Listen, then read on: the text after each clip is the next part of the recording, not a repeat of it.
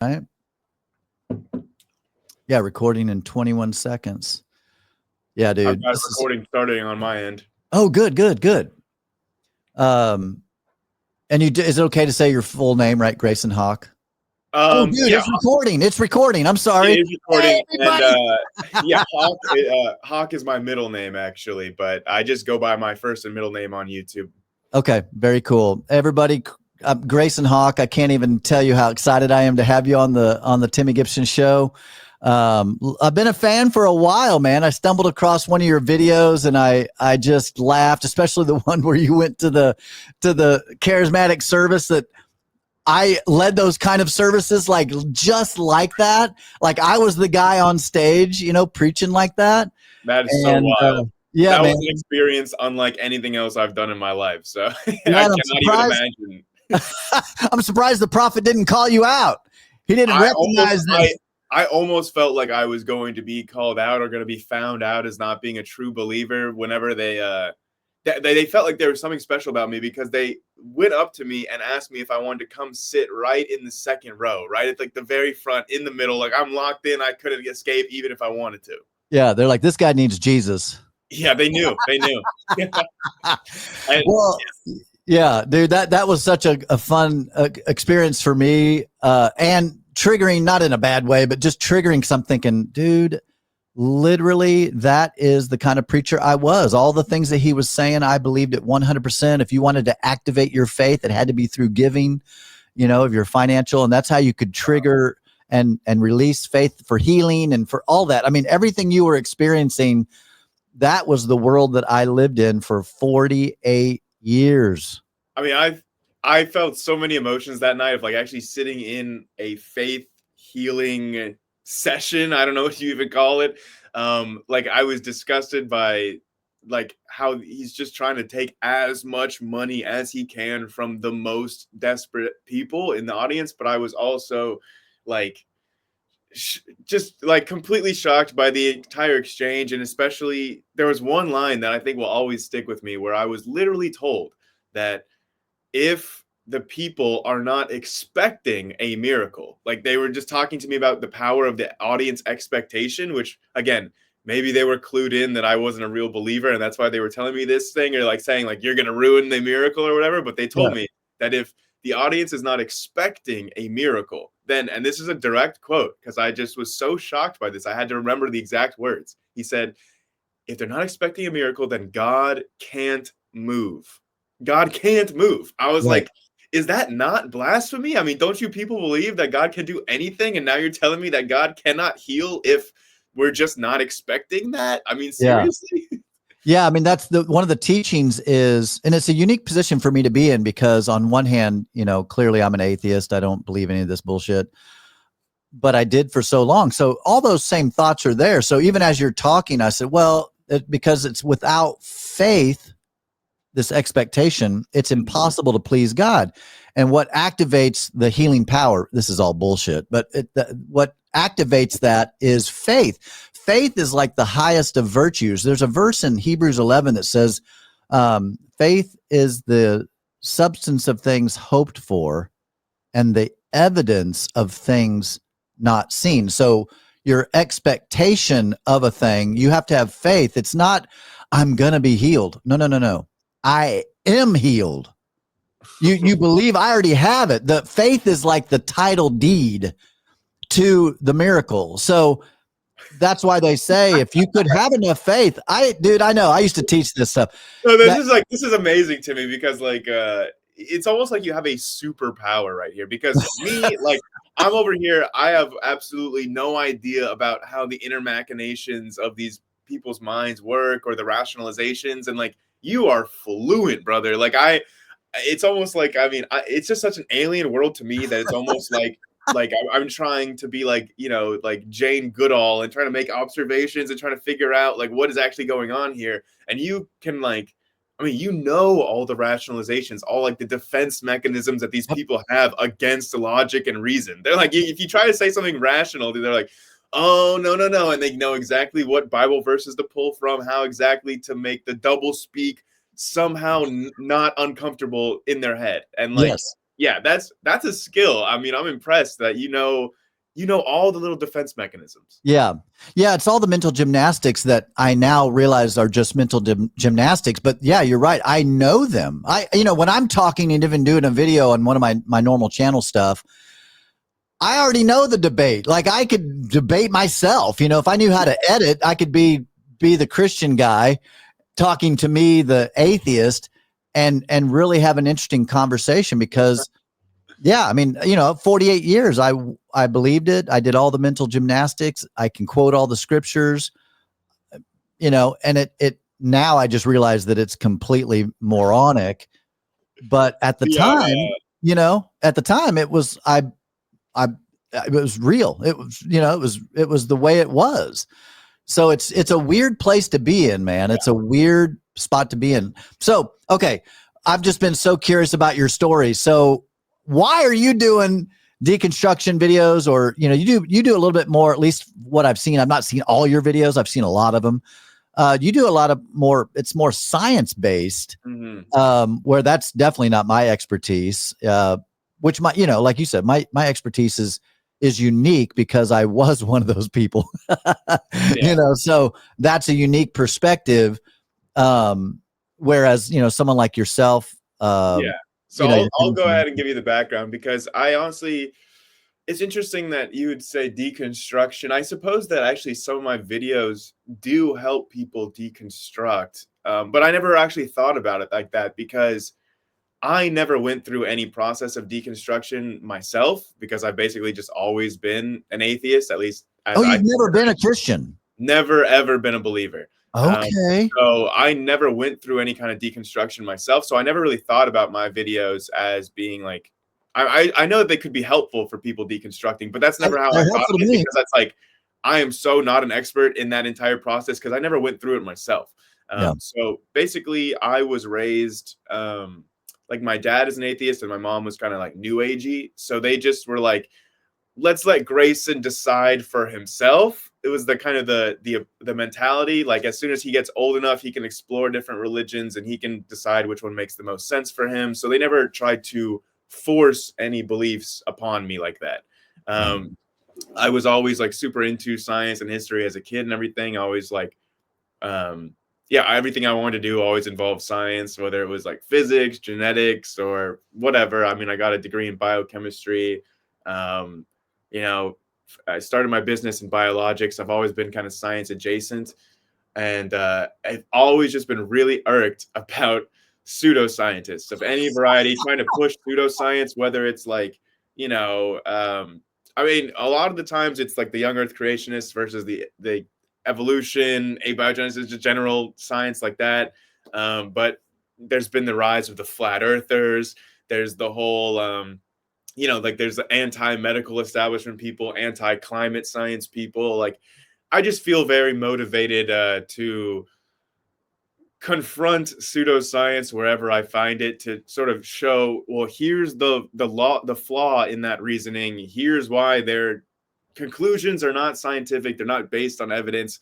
And I really enjoy science communication. So taking complicated scientific ideas, expressing them in a simple, easily digestible way. That's one of the things that I would consider myself to be good at. It's one of the things I enjoy. So my channel is mainly science and history and just me being passionate about the things I'm passionate about, but also thwarting the pseudoscientists, the creationists, the flat earthers. And I do also do debates on like the existence of God and theism as well. I didn't so much when I first started out, but really I think the main reason that I started this channel is because I kind of have there's got to be something wrong with my brain that I really like arguing with people who I like disagree with. So like even if I never had a channel, if I had like $1 billion and didn't have to work a day in my life, I would probably still be arguing with people on the internet. So I just have accepted that about myself and society. You know what? I would like to spare my friends and family from this argumentative side and just take it out on pseudoscientists on YouTube. So I started my channel and I find these pseudoscientists and I debate and debunk them. Yeah. I think that was the first and you've been helpful for me because I was a creationist. I was a young earth creationist. Wow. My dream was to go see the Ark in Kentucky. I'm You know? going. I'm going, by the way. Dude, really? Yeah. I So would do you love to go remember, down there. I don't know if you've kept up with this at all. Do you know, like Will Duffy? He did the final experiment down to Antarctica to disprove the flat Earth.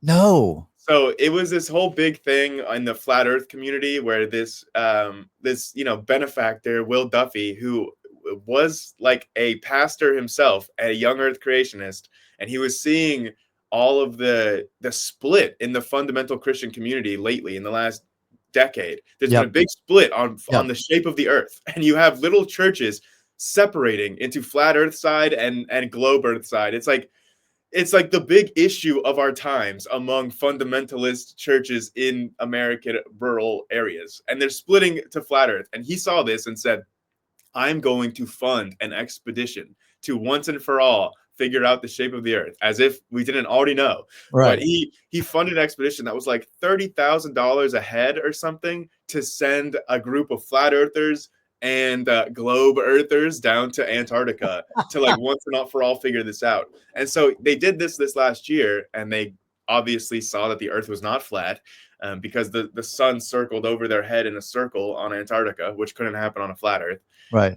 And so now he's moved on from flat Earth to creationism. And basically he approached me and said, Grayson, I want to do like an expedition, only instead of sending people to Antarctica, I want to send atheists and creationists together to the Ark encounter in Kentucky to like send an expedition there to like have them talk to each other and hash it out about, evolution and creation at the Ark encounter. So I'm going to be going there later this year with some creationists to have a hopefully fruitful discussion. Dude, well, I'll try to, when we get offline here, I'll try to get some of that information. I would love to be a part of that. I've always wanted to go and see that, especially when I was a Christian. Yeah. I wanted to go to Israel. I want to be where Jesus was. And then wanted to go see the Ark encounter. And obviously now, I just find all that stuff just completely moronic. And even, in fact, I didn't know about that so many Christians were believing in the flat Earth, but I did, I've seen a lot of those videos. I love Professor Dave. Yeah.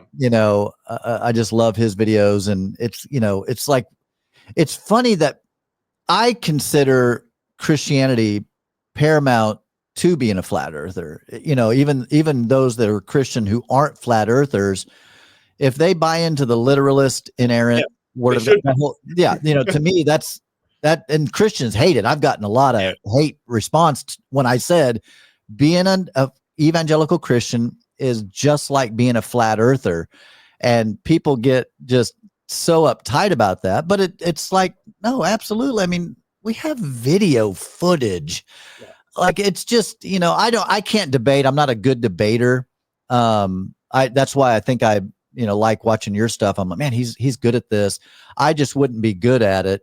At least I don't feel like I am. I mean, it's like, I think that you honestly hit the nail on the head though, because, the one thing that the young earth creationists hate is being compared to flat earthers, which is the funniest thing in the world to me, because it's like, you guys are rejecting almost the exact same amount of science. And like, you're using all the exact same arguments. You're both saying, well, evolution is false because the biblical creation story is true. And then they're saying, well, the earth cannot be round because the biblical creation story is true. Like, it's all the exact same arguments, all the exact same logic and reasoning, all the exact same science denial. They are in the exact same boat.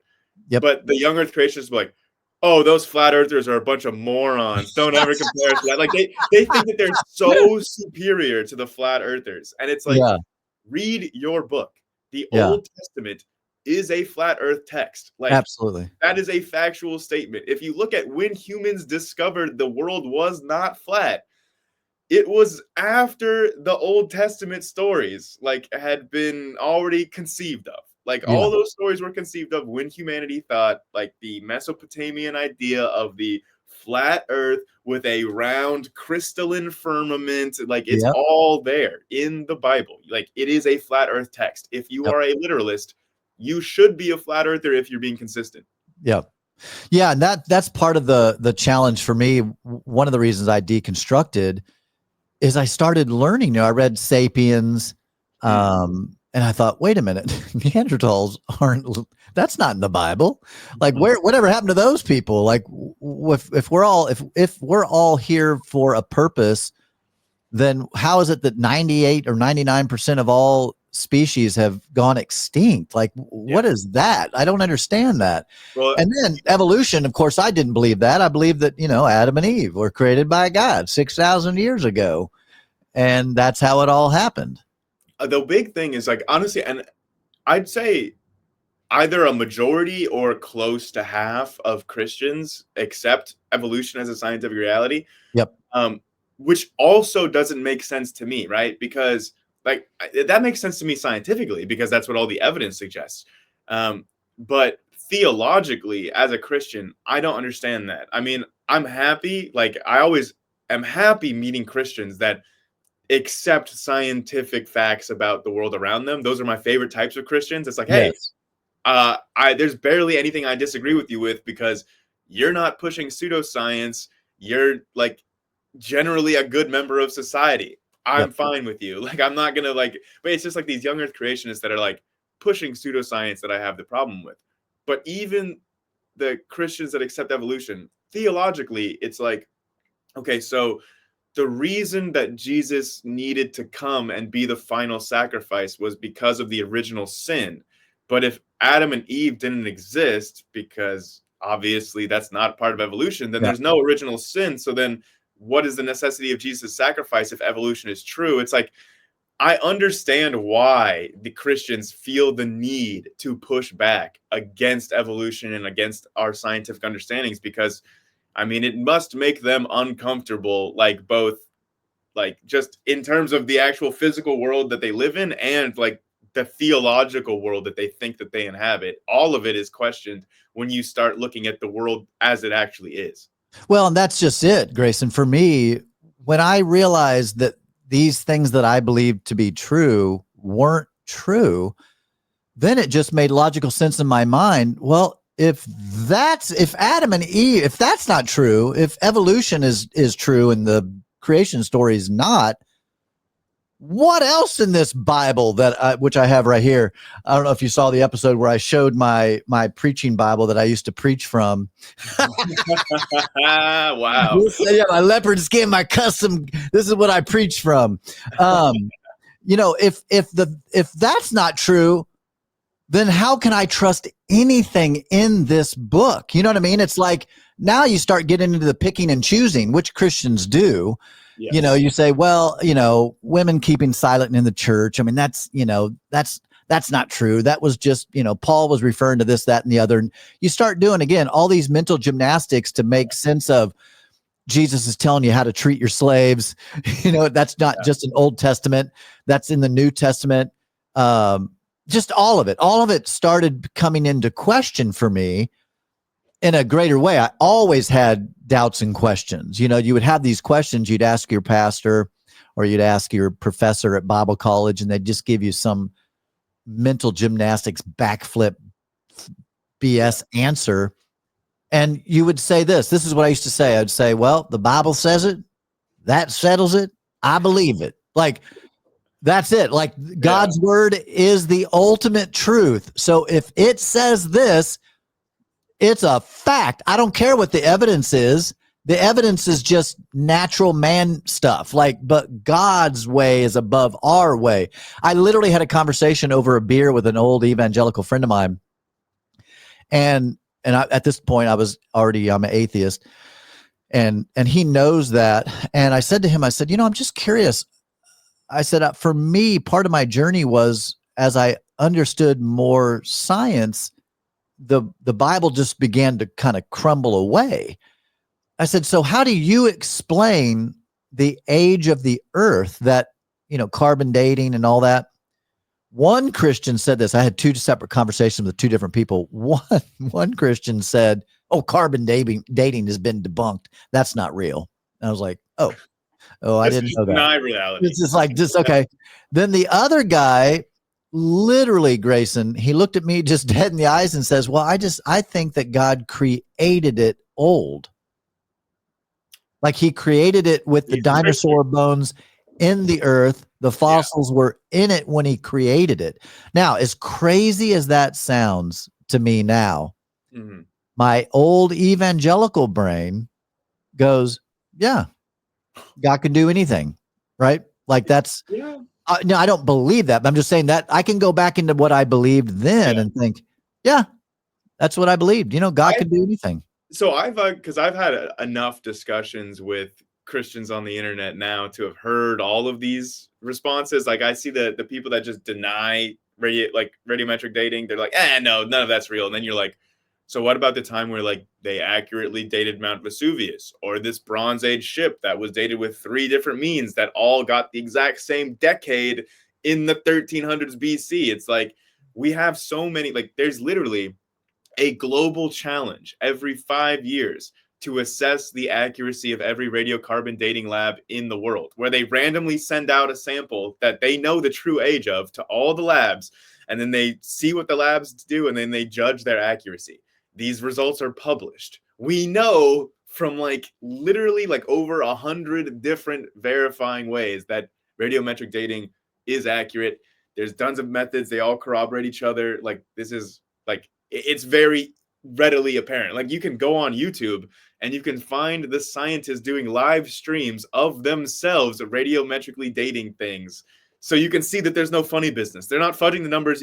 They live stream the whole process from the start to the date at the end. And you can see that there's no room for them to have fudged anything. They're getting consistent dates. So like, yeah, you get the people that just deny reality. And then you get the people that say, well, and this is one of my favorite ones. I just did a debunk on this this creationist astrophysicist, because a big problem is like, hey, what about the light from like stars that are millions of light years away? That light had to travel millions of light years to reach our eyes. So then the universe cannot be only 6,000 years old, right? Right. So that either the Christians have to say, well, God created this light already in transit. And then it gets really weird because some of the light is coming from stars that are already dead, right? It's just that their light is still reaching us, which means that God created the light for stars that never existed. Right. So it's like, then you get really a lot of issues because the people that say, oh, God created dinosaur fossils in the ground. He created light already in transit to our eyes. He made the universe look old. It's like, so where in the Bible does it say that God is a trickster? Because I remember where it says like God, it doesn't deceive. He's not the father of lies or whatever the line is. I'm sure you know it. So like it says explicitly that the God you believe in your Bible would not deceive us. He would not trick us like this. Right. So it like literally, if you're trying to just go by what the Bible says, your God cannot be a trickster, deceiver God that makes the universe look other than it is. Yeah. Well, the answer for that, Grayson, is that the God's not the God of this world. The devil is, you know. Oh, that's almost like a Gnosticism. Yeah. So it's like, I used to teach this stuff. So when God created, you know, the heavens, the earth, all the stuff, it was good. And then Adam and Eve were deceived, ate the apple, or ate the fruit. And that's when sin entered into the world. And then the devil became the Lord of the world. And the only escape from the lordship of Satan is to accept the sacrificial death of Jesus. But yet you don't escape any of the curse of the fall, right? Childbearing is still painful. You still get diseases and die. You still die of tragedy. You still have murder. Like, it doesn't matter. And that's the thing. I love Neil deGrasse Tyson, some of the things that he said. Yeah, if you could see that Christians literally had better lives, you know, they didn't get divorced, they didn't get addicted to drugs, they didn't experience calamity or death or certain things. Like if their lives literally were measurably better, that would be worth looking into. You know, if you became a Christian and literally life went up in a verifiable way, then he'd say, hey, that's curious. Like that would be worth like investigating. But we all know that ain't true. You know, to me, it's like I would even want something a little bit more than that, because like Yeah, I mean, like, you can have a certain lifestyle change and you can have improvements on it or whatever. I mean, but that doesn't mean that I'm going to want to mirror that lifestyle change. Like, just because of positive outcomes on somebody's mental life, I don't know if that would indicate that it's true. But True. I think what I would really like to see is, if the Christian God is true, I would expect that the Christian should have better outcomes praying to a true God than like Muslims praying to a false God or something. Or like, Absolutely. when we compare the success of prayers from different religions, we should expect that if one of those religions is true, their prayers should work better than the prayers to the false gods, right? It's Absolutely. like the fact that everyone's prayers to all these gods, even the ones that the Christians say are false, they all have the exact same success rate. Right. That's not really aligning with what I would expect if the Christian God was actually real. Absolutely. That I've said that too, that I've talked to people who are not Christian, are some other faith, and they said, I was an alcoholic and then I turned my life over to name the God. And, this God set me free, broke the addiction, yada, yada, yada. Okay. Like I would say that to Christians, and they didn't really ever have an answer, because I was like, well, like, your personal story of God blessing you is no different than anyone else's prayer to their God, or even atheists who just, get a more disciplined mind and start making better choices. They have the same result. So going back to your point, it's like, well, like there's no better results for the people of the Christian God. It's not even across the board. I mean, I was a pastor. I had 300 people in my church, that I pastored for 17 years. And all the stuff that happens to everybody on planet Earth was happening to all the people in my church. Their houses burned down. They lose their jobs. One guy went to prison, and it just, all the stuff that happens in life happens to everybody.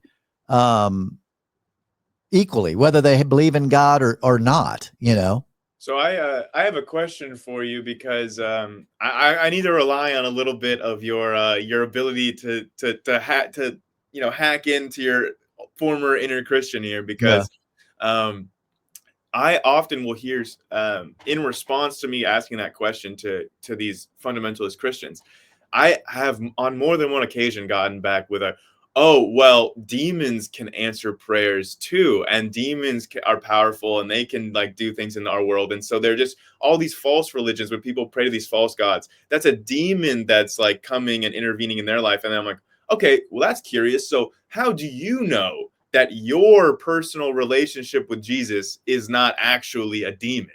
And Right. then they'll be like, well, like the Bible. I'm like, wait, but how do you know that you're not being tricked by a powerful demon, and that like all of the miracles that you think are happening in your life from God, how do you know that those are not from demons? So like, Right.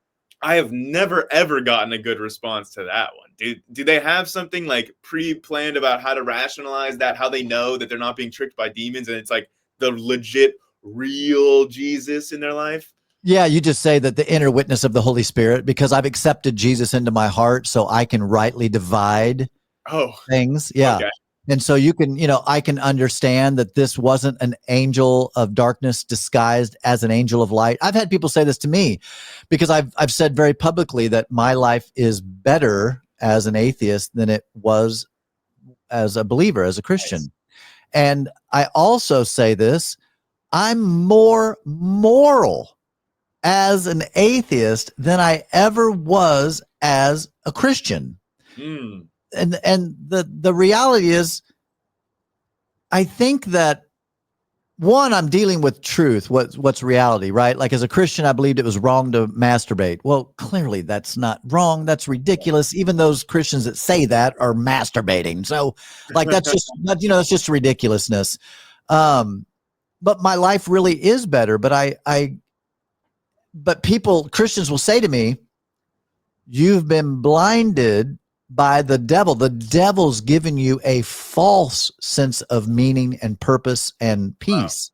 Wow. Like, in other words, the peace that I'm feeling It's not from God, Timmy. It's the devil who's the ruler of this world. And since you've left the ruleship of God, you've not submitted yourself to God, you've walked away from God, left the light, you're in darkness. Now you're blinded by the darkness, and it's being disguised to you as light. That's crazy that the devil was capable of doing a better job at providing peace than God was back when you were a believer, right? It's weird that the devil seems more powerful. Absolutely. I literally said that on my yesterday's podcast. I was like, you know what? It's because I know, I read some of the comments, most of the comments. I try to get, I don't know how you are, but I try to get to most of the comments. But clearly, because I'm an apostate, I'm the worst of the worst in the sense of I was from the children of light. Now I'm over on the darkness. So I get a lot of Christian hate, a lot of Christian hate. And it's funny because when I read their comments, I still have that side of me. I can, like you said, hack into my old evangelical Christian brain. So it doesn't offend me. At first, it kind of hurt my feelings, to be honest, when I first started doing this. Now I read it and I'll laugh and I'll respond, and reply. Sometimes I'm gracious, sometimes I'm not, because That's it's really just interesting. a delusion. Actually, the fact that you used to be a Christian and left, because I hardly ever get like the angry comments from Christians, but I feel like the fact that you used to be one of them and left really pisses them off about you. Because for me, I oftentimes feel like I'm treated like a prize for the Christians. Like the Christians that come out to me like, I can't wait for the day when Grayson finally wakes up and realizes and accepts Jesus. And they're like, Grayson's going to make a great Christian one day. And they're all treating me like I'm like this like inhuman object to be won for the Lord. Yeah. And so like, they never go like, oh, Grayson, you're going to burn in hell and you're going to do all this. Like, they don't come out as angry against me. They come out as like trying to like compliment me into becoming a Christian. Yeah. That's what I encounter more so than any of the anger. Yeah. One of my friends who's a atheist, he was also, he and I went to the same Bible college. He was going to be a missionary, and now he's atheist. And one time, and I didn't pick up on what he was putting down, but on April 1st, I got this text. And he said, hey, bro, I've been doing lots of soul searching, and God appeared to me and revealed Jesus. And I'd really like to sit down with you and talk and then have you go to church with me.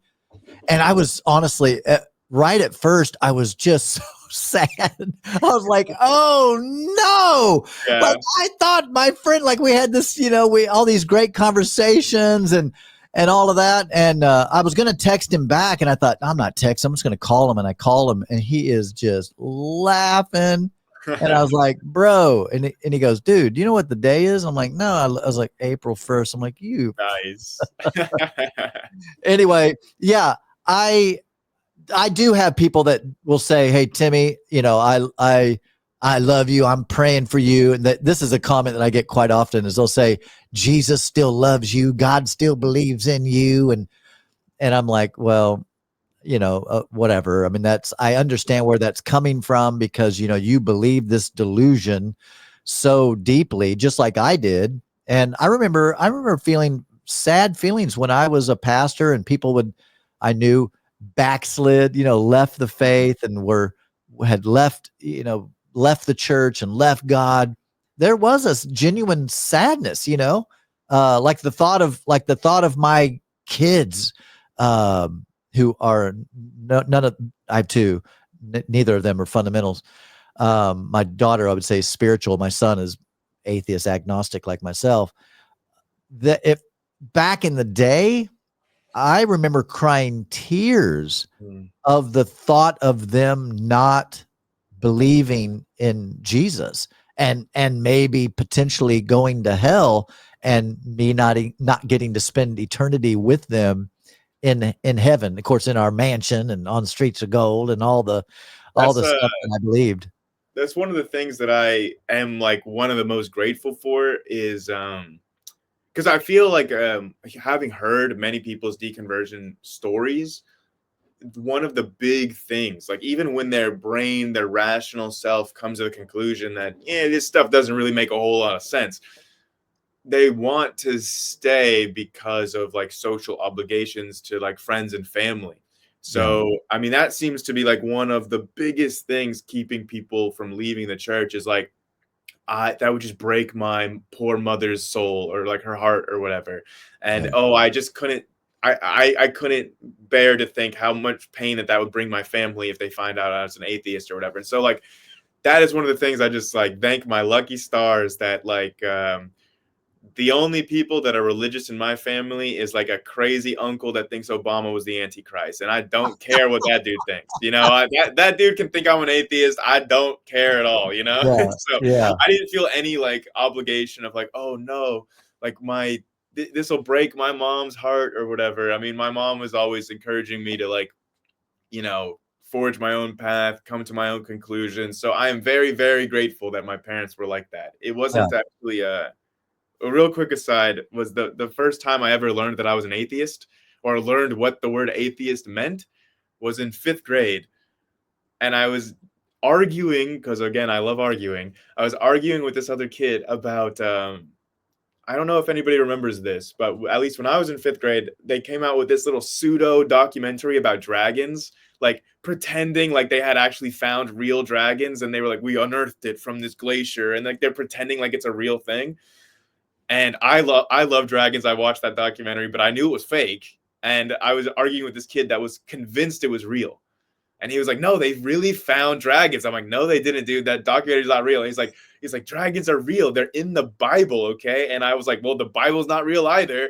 And then he freaking shoved me up against the wall. And then it was just like, you're an atheist, aren't you?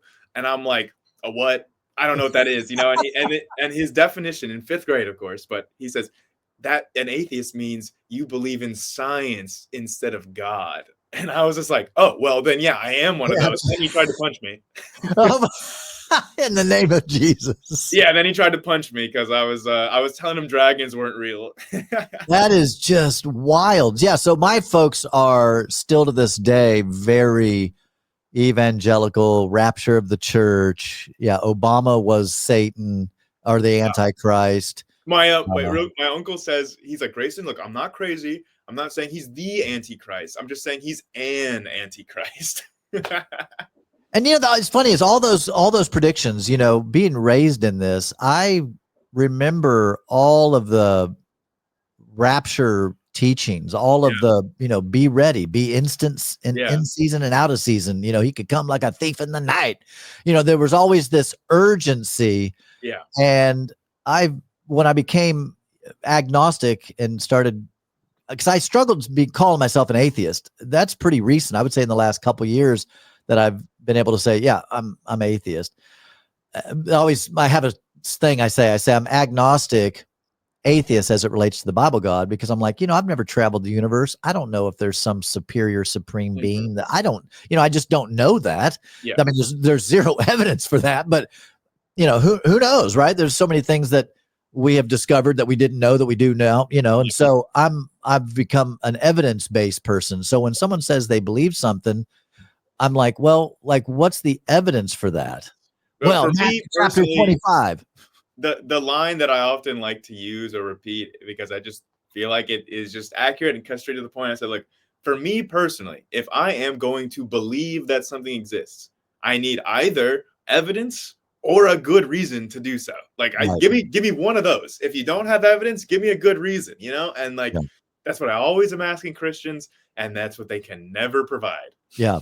Well, that's just it, right? The Bible is the evidence. It's like the script. This is God's word, which is interesting because, you know, clearly now I understand, and you can just look at the Bible, just read the Bible. I say it all the time, like, just read it, and you'll see that it's clearly written by ignorant, ancient people that didn't know shit about the world. So clearly someone who was convulsing, well, clearly that's demon possession. Yeah. Like, obviously. Well, then we start, well, no, that's epilepsy, or that's this, or that's a mental disorder. But you know what causes that now. You don't have to take epilepsy or whatever disease and then put it into 100 pigs to get rid of it. That's not a thing, actually. Right. Right. And It's that's weird even that just Lord weird. of the Lord of the universe couldn't just cure someone of their disease without transferring it to like 100 pigs. Yeah. And where's the care for the animals? Then then you just get into, it's like, it's so much fuckery Yeah. that now it's just so, for me, I say this because people will say, do you think you could ever come back? What would bring you back? And like nothing except hardcore provable like evidence. Like there would have to be undeniable, testable, repeatable. That's the only thing So that could ever even get me to contemplate that. It I wouldn't be a dream. I get that question a lot too. Like I think atheists get that from Christians just all the time. Just like, well, what would you need to see in order to believe in God? And so like I've gotten that question so many times. Like the answer that I've just come to give is like, look, if they point the most powerful telescopes in the world at like the cosmic microwave background, the very earliest, most distant thing that we can see, and we look at it and the temperature anisotropies in that background spell out the words, I made this, signed Yahweh, I'll believe. I'll believe instantly. That would convince me.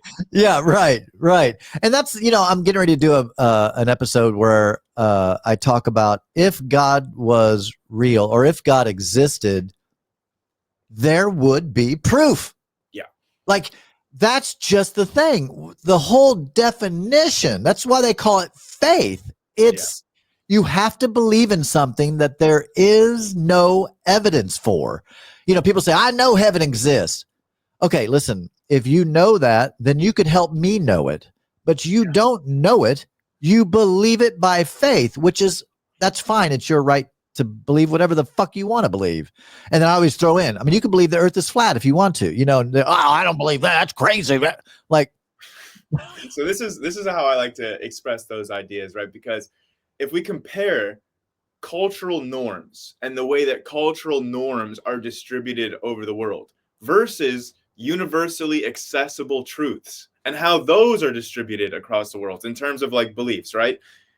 And then we look at belief in God and we see, hey, the belief in God is distributed around the world just like a cultural norm is, not the distribution pattern that we see for universally acceptable truths or accessible truths rather, like 2 + 2 = 4 or the sky is blue, things that everyone has access to the truth of, which everyone is supposed to. If you believe the Bible, everyone is supposed to have access to God. It's supposed to be a universally accessible truth to everyone, but the distribution of that belief is exactly like it's just any old regular cultural norm. Like the dynamics of belief in God behave exactly the exact same way as the belief in every other religion. Like all these religions have the same patterns of like schisms and like the dynamics of how they change over time is identical for all the religions. If there was one religion that was true, we would expect for it to behave differently than the false religions. Absolutely. And especially if you consider if this Christian God, clearly that's the one I deal with the most. Yeah. If this Christian God is the one that created it all, then that, like you said, it would follow a pattern of then the whole world would be Christian. But now it's not, not even potentially, but it's like in India, you're Hindu. In Thailand, you're Buddhist. In, here there's all these different things, which is very much, it's very clear that it was a natural process of like what you said, that these things arose out of culture and were man-made. If it was God from the beginning, not only that, if the earth, if everything was created by God, we would have had superiority then, meaning we were barbaric. We've become more civilized over time. But if God actually created it all, I would think it would go the other way. We would have been super sophisticated because God would have said, hey, you should take care of your teeth. Here's dentistry. Here's how you wash your hands, do this, do that. Like there would have been all this stuff from the very beginning, rather than we've learned and progressed over time. And clearly Christianity, even in my lifetime, has evolved. Like you've said, even Christianity has now people are like, well, no, I believe in evolution, but I still believe Jesus was coming back. It's like those two don't. How do you reconcile those two in reality? Because it just doesn't make sense. And literally, for me, when the scales peeled away, I just see clearly. And now, anytime, even people that believe in a super spiritually weird things, I sometimes just sit there and think, where is that belief coming from? Because there's zero reality or evidence that is even remotely true. You're literally just pulling this out of your ass. Like, where is this coming from? That all the, lizard people and all the weird stuff that you see out there. So, in terms of, I feel like we're just in an age right now, in the modern age, of like hyper-individualistic belief of like everyone just developing what their own individual thoughts about like the world around them. It's like, it's getting kind of crazy. I mean, I live in California and Texas, kind of go back and forth between the two, and it's like in both of those states you get, for totally different reasons, like the crazy religious beliefs in California are way different than the ones in Texas, but they're no less crazy. The people over here are saying like all the religions are true, even the ones that are self-contradictory. And like in Texas, they're, I mean, there was a guy, they're trying to say like, the Noah's flood really happened, but it wasn't a global flood.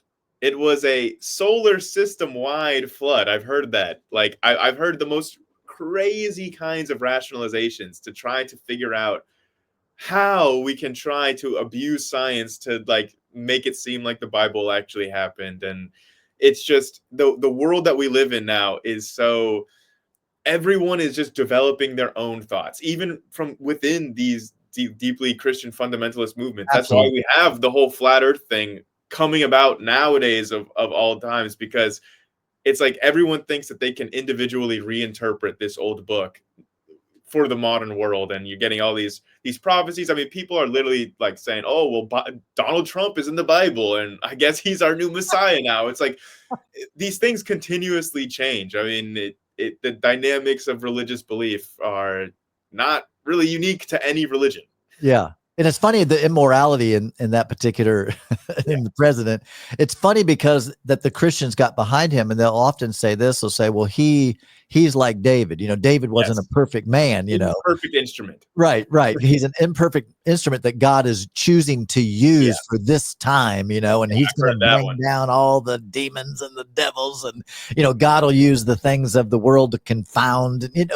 The rationale is just buffoonery. I have a question for you, Timmy, actually, about something you said earlier that really they caught my interest when you were talking about how you feel like you're a more moral person now than when you were a believer. I'm curious about like why you think that is, because personally, I think I try to be a good person, right? I try not to like do harm to others. I try to like, I have a certain conception of what a good person is in my head, and I try to live up to that. Yeah. So I feel like I hold myself accountable to my own moral standard, and I try to be a good person. But when Christians will say, "Oh, do you think that you're good?" I'm like, "Yeah, I think I'm a good person." And like, "Oh, well, do you ever masturbate? You ever think about naked women?" I'm like, "Well, yeah." And then they're just like, "Well, then you can't. That's a sin. You can't really be a Christian." Like, okay, well, you're just changing what I don't think that's morally wrong at all. So they're just going to say I'm morally wrong because I'm doing things that I don't think are morally wrong. So it's they're doing the same things. Yeah. So it's like, but they have the forgiveness of God, which is what makes them superior. So I'm just curious about why do you think, or could you elaborate a little bit more about like how you're more moral now than you were then? Is it just because like, I don't know, like I feel like some of the morality of Christianity I find to be immoral. So is it because of something like that, or? Yes. Yeah, I think I did a whole episode. It's probably I think it's my most popular video, that how evangelical Christianity is absolutely immoral. Yeah. And I think for me, a couple things. One, I don't view premarital sex as immoral. Masturbation is immoral, lust or different things that were labeled immoral that Christians are all doing, which is just fascinating to me. I mean, hello, you can watch Netflix series about the downfall of all these pastors. which I've binged on lately. It's Well, just Christianity so just kind of makes you be like, I am so low, I'm disgusting, I'm a horrible sinner. I'm like, it makes you feel really bad about yourself. right. Absolutely. And there's two sides of that, right? So I was a part of the Charismatic movement as well. And they are, I'm special. God has picked me for this purpose. God has a plan for me. He knew me in my mother's womb. And, all that stuff I used to preach. And then there's also the side of I'm a poor, sad sinner and not able to stand before God unless Jesus is in my heart. And so how it kind of worked is, without Jesus, I'm nothing. My righteousness, the Bible says, is as filthy rags. But when you accept Jesus, you become new. And so when you stand before God, God looks at you and sees Jesus, the perfect risen one. So I'm standing behind Jesus, kind of like hiding, as a sinner. And I don't want to get, because if I stood before a righteous God, I would burst into flames. So because of Jesus, I'm now made new. But the reason I know I'm more moral is I'm more honest. I believe in honesty. I believe in kindness. I believe in truthfulness. As a Christian, this is just a easy example. Like if I would have sold a car back when I was a Christian, if I'd have got it out of the shop that day and then I'm going to sell it because this is a lemon, someone would have come to buy it. Well, that's all under the blood of Jesus. All the stuff about my car that's shitty that's in the past. And Jesus, God threw all my sins as far as the east is from the west. So all that's been buried. So if someone came to buy the car, I'd be like, this is a great car. It's a good car. I just want to get rid of it, yada, yada, yada. And I would sell that car. Now, and I had this happen since being an agnostic atheist, I sold a car and I was selling it because I was having trouble with it. And so the guy came and I said, hey, listen, man, I said, this has a lot of miles. It seems like it's in and out of the shop quite a bit. And frankly, I'm selling it because I want to get something that's more reliable. The guy bought it on the spot. And he's like, hey, I'm a mechanic. He goes, I appreciate you being so honest about the car. And he goes, I'm still 100% interested. He goes, I'm a mechanic and I can handle that. And he bought it. So in my mind, I remember thinking, wow, I would always think that I would shift reality, even honesty. What is honesty? Like what exactly? And there was almost like this God complex of God can be genocidal and just wipe everybody out in the flood, just kill everybody and get away with it. But it's God. It's good. It's because it was God. God's just. So his ways are above my ways. But if God sees fit to kill everybody, that's good. So there, in an evangelical mind, there's a similar piece in there. Like, how many Christians do we know that, evade taxes and get in trouble and go to, there's this God complex of, no, I can, do this despicable thing that any moral person in the world, including atheists, would be like, that's just wrong. But you somehow do the same mental gymnastics that you use to believe that, the dinosaur bones were put here by the devil to confuse us and they're not real. Yeah. The same mental gymnastics that you do to make that actually somehow make sense. You do that when it becomes to reality of truth and goodness. And, I think, tell me if this seems correct, because like when I'm hearing that, this is kind of what it sounded like to me, almost like as a Christian, you are accountable to the God that you believe in, who you believe will forgive you for anything. Yes. And as an atheist, you are accountable for the forgiveness of yourself and those around you, which will not forgive everything. Like I would not forgive myself for just any action that I do, but the Christian God is willing to forgive anything if you're like genuinely want forgiveness and accept Jesus or whatever the caveats are. So like, it seems like, oh, well, I could lie to this guy. I got God on my side. He's going to forgive me in the end. No problem. But then if I didn't, then I'd be like, well, if I lie to this guy, how am I going to live with myself? And I have to be accountable for myself and I have to forgive myself. It's not just like I have this all powerful dude that's willing to forgive me for anything.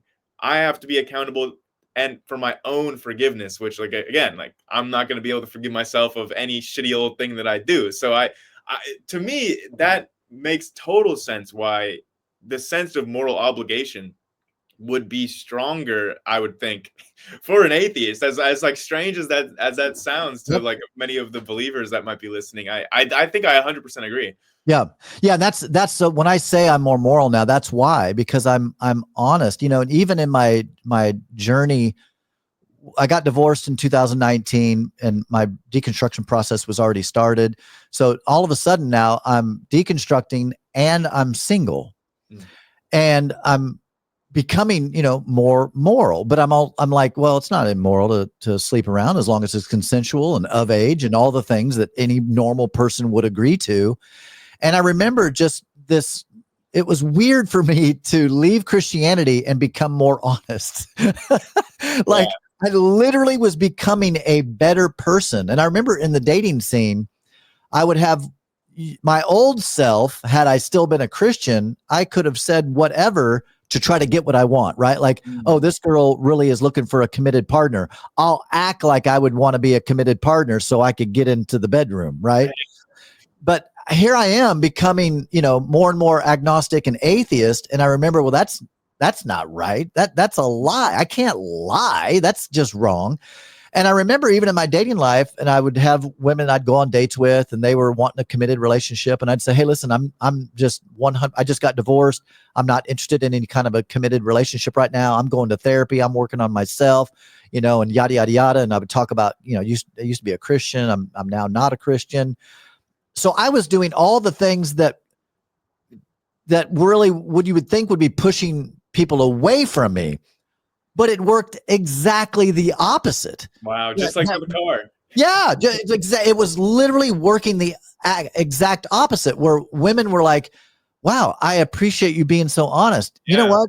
Yeah, I'm looking for a committed relationship, but I'm down to be casual too. And I'm like, great. You know, like I was just so shocked at how you could just be honest, be real, be authentic.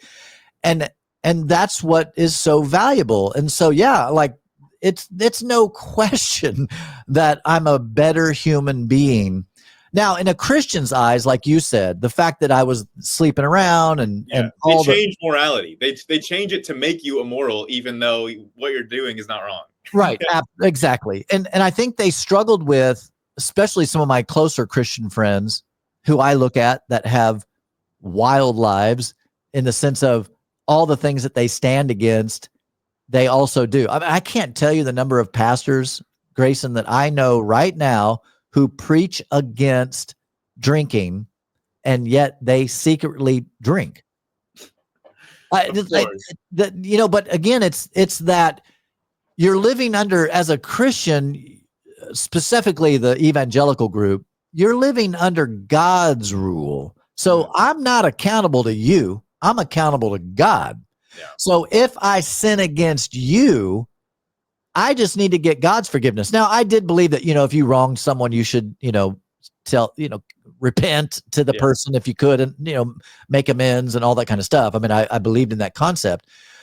But ultimately, you would keep any grievous sins between you and God, you know, of course, I feel like this whole like discussion is like really important for people like in their deconstruction journeys, because sometimes like a common theme that I will sometimes hear about people that are like, they're sort of afraid to make that jump. Like they maybe know in their head that Christianity got a little bit contradictory, doesn't really make a whole lot of sense, but like they think that, oh, well, if I were to like abandon my Christian roots or whatever, then it's like I would feel, and then you hear either like directionless or like without meaning or purpose in their life. And then you have people that be like, oh, well, like I don't know what I would do, right? If there was no sky daddy making sure that I do the right decision, it's like maybe I would be an immoral person and maybe I would do bad things or start drugs or become, you know, whatever. And it's like, there really are not a ton of examples for people in that situation to look to, of like positive examples of people living lives that are positive with lots of meaning, purpose, fulfillment. Like they're not doing like really messed up decisions. They're like morally good people. They just don't have a God that's like they think is doing all this in their lives. They're doing it for themselves and for the people around them. And so I feel like having positive examples of like atheists not being like, I don't know. There's honestly not that many examples of atheists being like psychopathic murderers running around, True. but like people think that they are. So like Right. having positive examples of like, hey, like you can live a life without God and it can be full of like, I mean, I'm a very happy guy. I've got friends, I've got family. I mean, like I've got like good people around me, good living situation. Like I'm happy and fulfilled, and you don't need a God for any of that. I just want to say, like, if there's anybody listening right now that's afraid that they need a God to feel any of those things, you don't at all. I literally have never been a believer in my whole life, and I'm happy and fulfilled and content. Yeah. Well, and yeah, that was another big shocker for me when I because I viewed everything was us and them. There's the saved and the lost. There's God and there's the devil. So if you're not with God, you're just with the devil. Or if you're not with my God, you're with the devil. And it was a very just us and them type mentality. If you're not in, you're out. And there's no in between. The biggest shock for me, there was two things that really shocked me as I was walking away from this religious belief. I was meeting good people, you know what I mean? Like happy, well-adjusted people that were, you know, happily living lives, had jobs. They weren't hooked on drugs. They weren't living in a van down by the river. That honestly, Grayson, that was shocking. I couldn't believe when I met someone who then I found out they were atheist and they were upstanding. They were honest. They were full of integrity. It really blew my mind because I'm sure the sermon's out on the internet somewhere of me preaching. And I remember a very tearful sermon that I was giving. And I was talking about imagining my life without God, without Jesus as my best friend. And I said, in essence, if I didn't have God, I would be pillaging, murdering, kill. You know what I mean? Like I would literally be living just lascivious, you know, doing. In other words, I would just come completely unglued, which I now realize I'm like, man, what was I saying about myself? And the reality, I only go pillaging on the weekends. Right. Right. And that was also a shock for me because I honestly, sincerely believed that. So then as I was beginning my walking away, I thought, man, what kind of person am I going to be without God controlling my fleshly, lustful behavior? Do you think that is because about what we were talking about before about how in Christianity, it like kind of programs you to make you think that you are disgusting. You are this lowly sinner that you know, without God, you would just be like, you know, totally giving yourself unto sin. It makes you feel so bad about who you are that like without God, you cannot trust yourself. You'd be a horrible person. And like, it sounds like you internalized all that. And then whenever you actually live life without God in it, you're like, hey, wait a minute. I'm actually a decent guy. Yeah. Yeah. That's honestly, you know, and I was going to therapy during this time and thankfully I chose a not religious therapist. Yeah. And the therapist really helped me realize because I had divided my life into the evil, sinful Timmy who wanted to do just wild things. And I compartmentalized a naked woman. Oh yeah. Absolutely. Yes. I remember I did this so many times in my sermons. I would say that this is how I have to deal with my flesh. You know, my flesh wants to do the most corrupt, lustful things, but I crucify my flesh. I surrender my will to God's will. And what I did is I divided myself into this part of me that was in a cage that I kept locked, chained, put away because that part of me is the devil and it's evil and he wants to do bad things like masturbate and lust over women. So when I went through the divorce and I'm going through my deconstruction process and I'm going to therapy, I never forget the therapist in one of the sessions said, okay, Timmy, we're going to let that Timmy that you have in the cage, let that Timmy out of the cage. Like, let's get the keys out. Let's undo the lock and the chains. And let's just see if that Timmy is as evil and as dark and as bad as you think. And so over the weeks of counseling, we did that metaphorically, clearly. I unlocked the keys and the things, this part of me that I was choking out, like, let that person out. And she said, listen, let's merge that with who you are. Like, that's not the devil in you. That's you. And we're all, she talked about we have a higher self and a lower self. She's basically just saying, hey, listen, we all at times think lying would be the best thing here, or to cheat, or to whatever it is.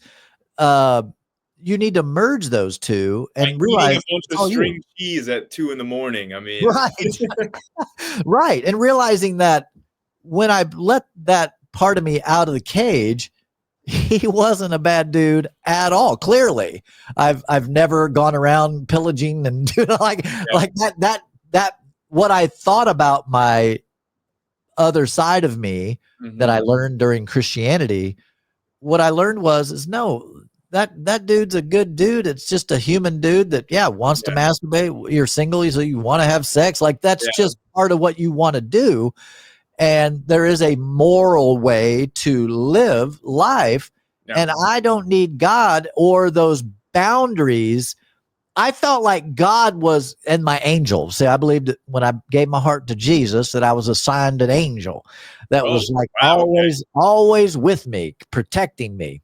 Okay. Apparently this angel was sleeping a lot. But anyway, and that this, I was protected. And if I was to leave the faith, or if I was to walk away from the covering and walk away from the angel that was protecting me, I was just 100% making myself available and vulnerable to the evil devil of this world who wants to seek, he's seeking whom he may devour.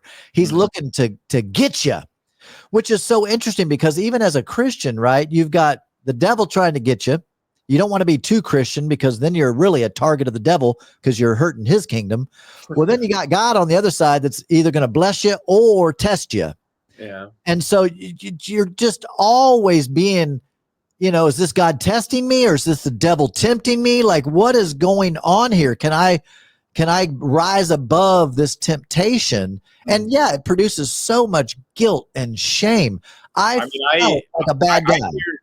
I hear Christians describe like the reality that they think they live in as like spiritual combat or spiritual warfare or whatever. Like, it's just like, dang, man, like, how I cannot imagine living my day-to-day life thinking that like demons and the devil are constantly out to get me, and if I mess up, then like I'm gonna be burning for eternity. It's just like, I'm just trying to go down to the grocery store. I'm just trying to do my day-to-day over here. Like, this is not combat. This is not spiritual warfare. It's like, I guess it does make reality maybe more interesting to live in if you think that there's like more psycho.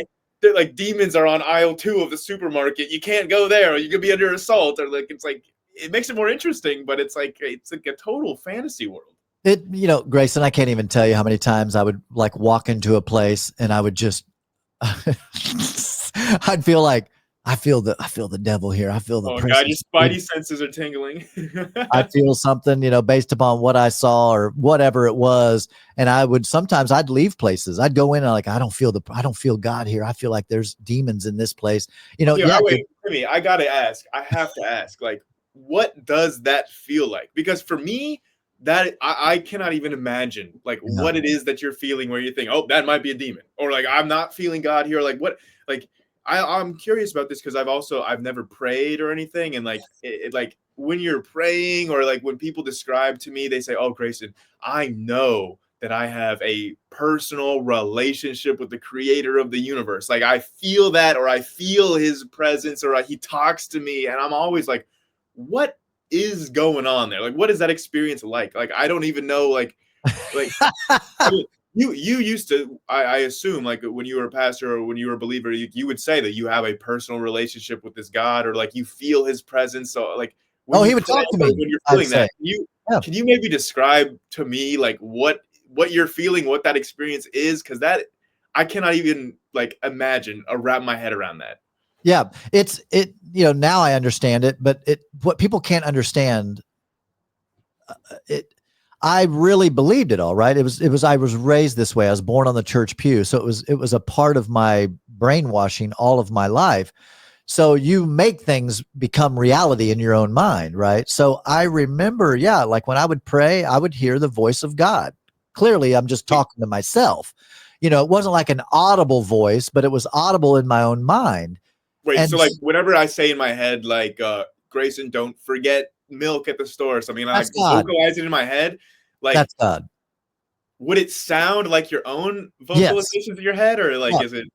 Yeah, Wow. we didn't even talk about that. Just listen, God talks through you, so his voice will sound like your voice. Whoa. Okay. Yeah, I had no idea about that. Okay. Yeah. And clearly, anytime that you've heard a voice to do something bad, that was the devil, right? Like if you felt, if anything that was what you were taught was wrong, because your conscience is shaped by your teaching, your upbringing. So And wait. so, Like in my day to day, like I got thoughts that come into my head or whatever. As like if I was a Christian, I would be basically like demarcating some of those thoughts are me, some of those thoughts are God, some of those thoughts are the devil, and you yep, just have to like try to figure out which is which every day. yes. Yeah. That's awful. That's And terrible. I know it is. It's awful. And I'd always say this, we're led by the Spirit.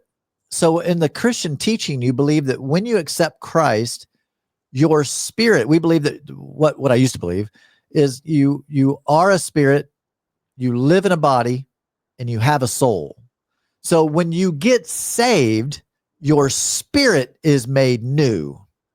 And so there's always this war of your spirit wanting to be godly, good and all those things. And the most rotten part of us is the flesh. The flesh wants to do evil things, right? It wants to just do evil things. And so you're always trying to decipher based upon what you were taught, what you were brainwashed to believe, knowing what you were told is evil. So anytime you wanted to, I want to masturbate. Well, that's clearly the devil. Like that's clearly the devil trying to tempt you to sin in that way. And so you were constantly trying to figure out what is this? Is this God? This is the devil? Is this just my own thoughts? But your own thoughts were persuaded. I used to say this. I know this is weird, but I'm tapping into some of my old teaching. So I've got, God on one side, the devil on the other, and then I'm in the middle. God's telling me to do something, the devil's telling me to do something, and which way am I going to go? Am I going to follow God or am I going to follow the devil? Which part of me is going to, and so that's why they'd say, feed your spirit, go to church, tithe, get, sacrifice, so that you would become more godly, so that the voice of the devil, which is again, just yourself, all of it is just yourself. But when you thought, hey, this is the voice of the devil, I want the voice of the devil to have no power in me. I want God's voice to be the primary voice that I listen to and that I'm led by. Does that make sense? I understand what you're saying. It just is like the inner experience of being a Christian just sounds so terrible and full of turmoil and shame and guilt. And it's like you're literally just trying to label like a third of yourself as the evil devil, and they must be repressed and put in a cage, and I must like destroy that part of myself. And it's just like, it just sounds like the day-to-day experience of being a Christian is like just truly terrible. I'm just like always feeling bad and guilty. Like you're like the lowest of the low and you're always failing. And it's like, yeah, I mean, that just sounds terrible. I go through my day-to-day of be like, I'm not having some sort of constant existential struggle. I'm just like doing what I want to do. I'm enjoying like what needs to be done. I'm enjoying the life that I have. Like the actual like process of like being alive is just kind of nice sometimes when you're not constantly trying to think about like, are you dooming your eternal soul, and are you this evil low thing, and oh no, I'm kind of horny right now, that means I'm doomed forever. It's like, yep. yeah, it's just, you know, It's a when you're not terrible having to life. worry, when you're not having to worry about all that extra crap that is like made up and not necessarily at all about life, like life can be pretty nice. It can be nice and enjoyable. Well, that Grayson, I'll tell you again, being in that world, I still have people in that world that, are friends of mine. And yeah, they just live in constant torment, shame and guilt. And I've, I have one of my friends, and he's such a good guy, and he could be such even a better guy if he wasn't tormented by the ridiculous delusion of evangelical Christian life. He's a single guy. He's good looking. He could be having a lot of fun right now, in a consensual, beautiful kind of way, but he's single, went through a bad divorce, because he was hooked on meth. And I mean, and he was a PK, preacher's kid. And, thankfully he's gotten off of, meth because of Jesus. But man, his life it's just a shit show. It's just a constant shit show. And I've tried to ask questions. I realize you can't tell people they're wrong. They don't receive that. You can't do that. And plus I would never try to do that. That's what I do on my YouTube channel every day. Right. And yeah, that can work better if someone seeks out that information. But just to tell them to their face, it just doesn't register.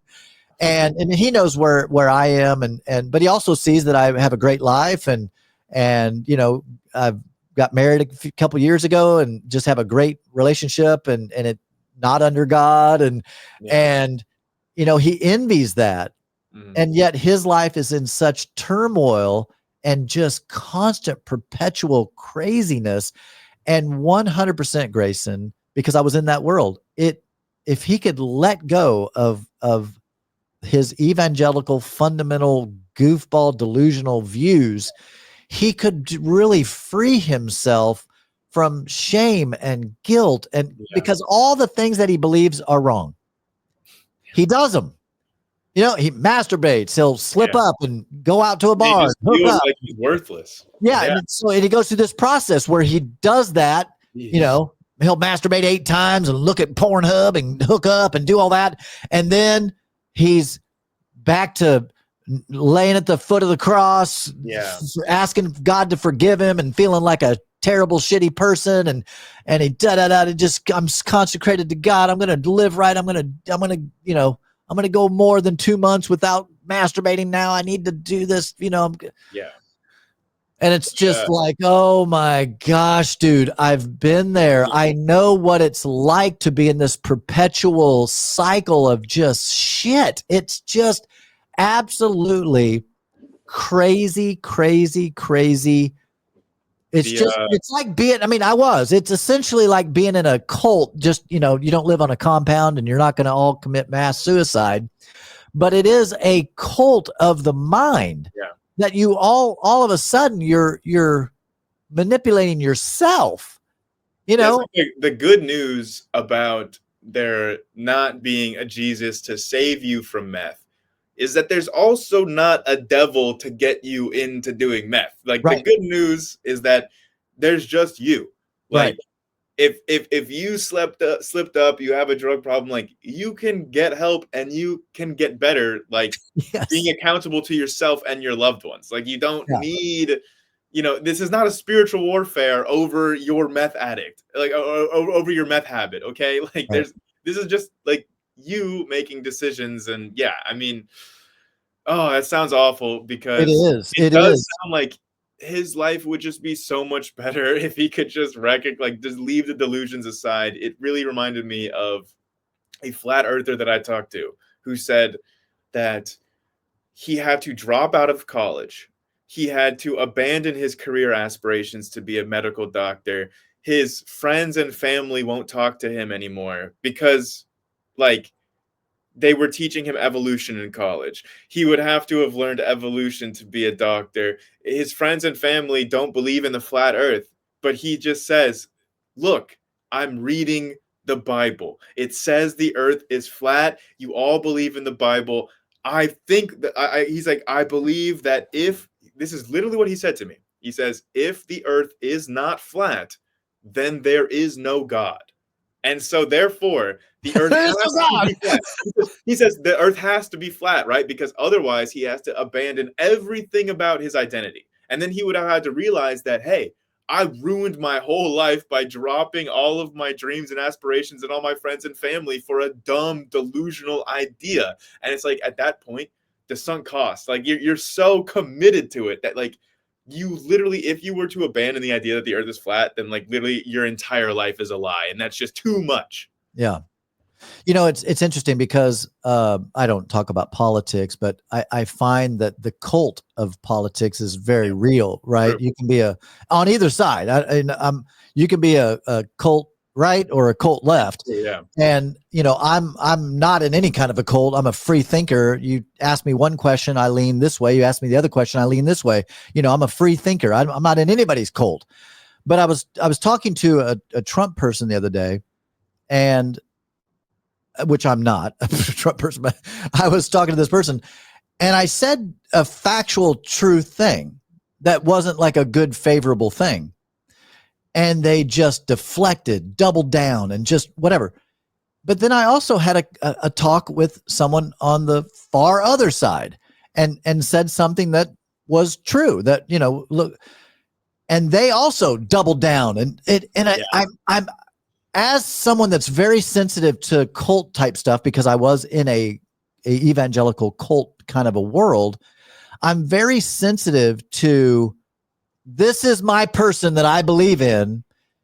If you say anything bad about this person, even if it's fucking true, I'm going to justify it. I actually saw one of the most powerful videos that I've ever seen with this subject. And they were going up to, let's just pick whatever party it was. They're going up to a party member, telling them things about the opposite person. Mm-hmm. And like, yeah, that's true. Yeah, they're guilty of that. And that's true. And rah, rah, rah. Then they said, oh, we're sorry. That was your person. Yeah. And the person was like, oh, well, I mean, no one's perfect. Blah, blah, blah. Yeah. And it was just like right before your eyes, people are hearing things that they think are about their enemy. And they're like, yeah, they should go to prison forever. They should burn. They shouldn't be allowed to be the president. Oh, wait, I'm sorry. That was about your person. Yeah. Oh, well, you know, everybody deserves to be forgiven. And dude, it was mind-boggling to me, because a new term for me that I had never heard of before is confirmation bias. This was a new term for me that during my deconstruction process, I realized it was confirmation bias. You know, everything I read was Bible related. Everybody I listened to was already an evangelical person. I literally thought Christopher Hitchens, God rest his soul, Richard Dawkins, Sam Harris, all of these people were literally pawns of Satan. Mm. I would not have, if you would have tried to handed me God is not great or the God delusion, if you would have tried to set those books, I wouldn't have wanted to touch them. Yeah. I would have treated it like a hot coal. Mm. Burn that book, get that out. That is the devil's work. So I think you just get into that warped brain set to like, even, people that lose friends over when you walk away. I lost a lot of friends, bro. Like clearly they weren't really friends. I have lost countless pastor friends, people that I know personally who are pastoring. And I know a lot of the pastors that were in the big scandals. I mean, some of the big ones like that were on CNN and fought, like all the big scandals. I personally knew these dudes, had lunch with them, had breakfast with, went to conferences with them. Like I knew these people. And the other thing that was really a big piece for me that is I'm in this world and going, well, man, how does this guy have such a big church? I know what that dude is doing secretly, And I had my own little shenanigans here and there as a pastor. And I remember thinking to myself, man, do I need to just be a scandalous, live a double life? Matter of fact, I have a video that comes out Sunday about double life. And I tell a lot about my personal journey, and There was, this is when I was Christian. When I was a Christian, I remember telling one of my Christian friends, a pastor, because we're trying to grow our church. I was running about 300 people, and I'm trying, I want 1,000 people in my church, in my cult. And I remember telling my friend, because some big scandals just came out. And I told my friend, I said, what do we need to do? Do we need to start getting whores and start doing meth? Like, what do we need to start doing to grow our churches? Now, I meant that as a joke, like, because there was this is just a weird thing for me. I'm getting into my deep soul here, because I remember feeling and praying. I remember going to God, and I'm like, God, I don't get it. I'm being faithful. I'm praying every day. I'm tithing. I'm being honest with my finances. I'm doing this. I don't have any shenanigans. No one has any shit on me. I'm living right. Okay. I'm not masturbating. I'm pleading with God. And I'm like, God, listen, we talk about the blessing of the Lord. I'm doing every goddamn fucking thing I'm supposed to do to get the blessing of the Lord. And then I hear about some Yahoo pastor who's got prostitutes on the side. He's being goofy with money, wearing Gucci, wearing Louis Vuitton, doing all this crazy immoral stuff. And yet this motherfucker has 10,000 people in his church. Where are you, God? Like, this is just not making any sense to me. Yeah. There is no blessing of the Lord. But then what you would do, there was this self-condemnation. Yeah, but you were thinking these lustful thoughts. God looks at the heart.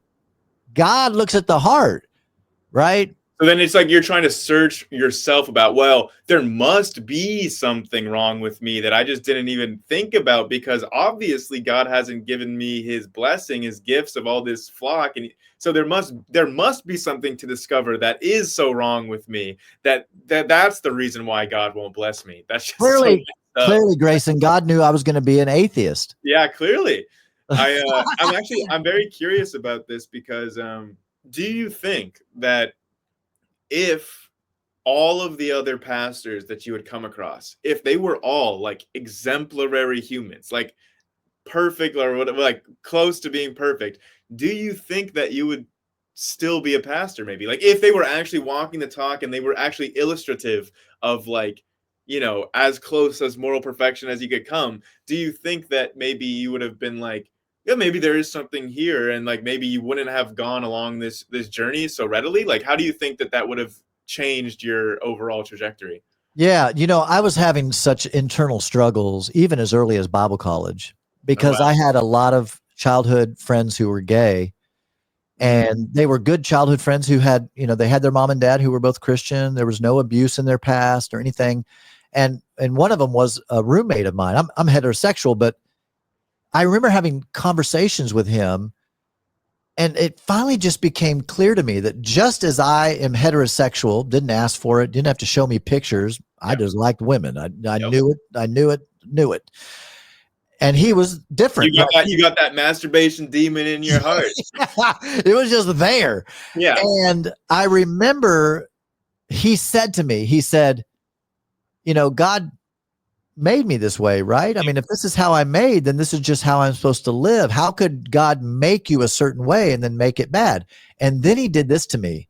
He said, Timmy, just flip this around. If I told you, if it was in the Bible that you had to like men in a romantic way, could you do it? And I was like, no, like, I'm like, no, I'm heterosexual. So all of a sudden he put me in his shoes, saying, no, heterosexuality is not God's best. Yeah. And I'm like, well, yeah, I guess I'd be sneaking around sleeping with women. I mean, that's just, I you know what I mean? Like, I don't know. I can't, this is not something I asked for. Yeah. It's just how I am. I was born this way. And then you start questioning, like, well, if God knew me in my mother's womb, he's hand knit me, put me together. Yep. Clearly he put together people gay. Yeah. So that was an early turning point for me, which got me in hot water and actually got me excommunicated from the evangelical circles that I was running in. Dang. Because I just had this understanding of, wait a minute, God, that'd be like God, you were born without an arm and God says you have to have 2 arms. Yep. Like that, what? This doesn't make any sense. And so Well, I also, I've thought about the same thing before with, God. If God made me the way that I am, like my predispositions, my personality features, and everything, He knew all that. He made me this way in the womb. So then He knew the threshold that I would need to become a believer and accept Jesus. Like when He created me, He knew what I would need to get there. He created me with the parents that I was going to have, with my personality that I was going to have. Like He knew I was going to be an atheist. He knew that there was never going to be anything, at least up till this point in my life, that was going to hit that threshold that made me a believer. So at my conception, He already knew that the person that He was creating, He was damning to hell. And that He knew that the threshold that He was giving me to become a believer was too high versus the life that I was going to lead. So like, again, like he knew from the get-go that I'd be going to hell if this God is existing. So it literally, it does not make any sense. But like, yeah, kudos to you because, yeah, I mean, you picked up on it early about how there's this disconnect here and something wasn't quite sitting right. Like it was like betraying your own moral compass. Yeah. Well, and there's always, there's some of the moronic things that I hear. I'm sure you've probably heard these from people that will comment, Christians clearly are commenting, and they'll say, well, he never really knew the real Jesus. Oh, yeah. Or, he never really was a committed Christian. They'll or he tell me the opposite. Live a life of They sin. say, oh, Grayson, you know God in your heart. You know that Jesus is existing in your heart. They'll tell me the exact opposite. They'll say, oh, well, this guy left Christianity because he never knew God. But Grayson, a lifelong atheist, he really does know God, and he just is a fool that denies Him in his heart. He's and searching. Yeah, they'll say that I know God exists and I just like pretend like He doesn't. And then they'll tell you that you never actually knew God when you believed He exists. It's like, yeah, I do. And I have no shame in saying this. So I don't feel bad about it because I was this person, I feel uniquely qualified to tell people you're a moron for thinking that. You don't know me. So that's just a moronic thing to say anyway. That's like, that'd be like telling an ex-NFL football player, you never were a real football player. It's like, the fuck I wasn't. Look at those old tapes. That's me playing right there. Like, hello. So it's so like stupid. Also, it's like telling like me, Grayson, you really were a professional NFL player. I'm like, right. No, I wasn't. Like what? Right. I didn't think of it that way, but exactly. Yeah. It just doesn't make any sense. Or the other thing I hear a lot is that you just wanted to be free to live a life of sin. And then I'm like, I hear that well, one. then why? Of course, I don't believe in sin, but I'm like, then why am I not living a life of sin? Yeah. Like that just so, again, I believe that. I used to say that when people would leave my church. I would say, well, the devil got them and has deceived them, and he's blinded their eyes, and they're turning into their own flesh to live out their carnal desires. There were just these things that you would say because that's what you have to say, right? Like it's similar to when someone quits a job or gets fired. They're never like, yeah, I stole from the company and showed up late. I really wasn't meeting any quotas. I wasn't doing a good job. That's why I got fired. No. What do they say? That boss is an a-hole and they were unfair. Like it's always the other, like it's always, and actually, so you see that in the Christian world. I would say as a direct result of this conversation today, Timmy, I think I have a new answer for whenever a Christian or somebody says, oh, well, you just want to be an atheist so that you can be with your sin. Oh, you just want to be sinful or whatever. I now, because of this conversation, I have a new response. I'm going to be like, well, what sin am I doing that you're not? That's what I want to know. Dude, like, if you think that I wanted to abandon it because I want to do my sin, okay, so what sin am I doing that you're not doing? If you can tell me that one, then yeah, there we go. Because if they're just going to say that, oh, Grayson, you just want to be an atheist so that you can go on and be sinful. It's like, okay, well, you commit adultery if in your heart if you lust after a woman, right? So like, yeah, I might be having some premarital, but like, it's the same sin if you lust after a woman in your heart, right? So like, we're doing the same sin regardless.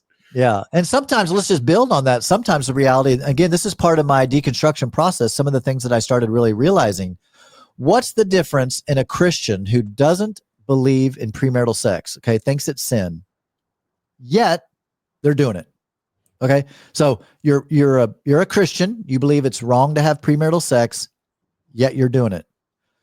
I'm an atheist. I don't believe it's wrong to have premarital sex, and I'm doing it. Yeah. I like, to me, it's like, only difference is you believe it's wrong and you do it. I don't believe it is wrong and I do it. Like, I'm not doing something that I think is wrong. You're Right. doing something that you believe is wrong. So yeah. They have, right, but what then my other side of my brain can know, I know what they think is that was a temptation. The devil made them do it. They repented. They asked God to forgive them, and they've been washed, cleansed. You've been cleansed. You've been made a virgin again spiritually. So you do that, but then you ask God to forgive you, and then it's like it never happened. Wow. So that's where they get the superiority mindset of, well, yeah, I'm trying to follow God, and yeah, sometimes I mess up. I mean, I'm only human.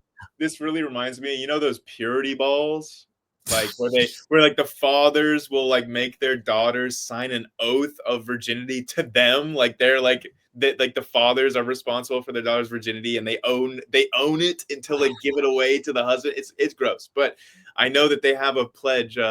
If your daughter is not already a virgin, she can take like she like becomes a virgin through her pledge, and it's like, no, that's not how that works. I'm sorry, but like you can't be born again a virgin again. Like, I'm sorry, but like the whole thing is just so disgusting. Like the whole purity culture that goes around with Christianity. And I used to be in the middle of it. I used to do purity culture. I know, Grayson. I used to do the services where they would all have their rings.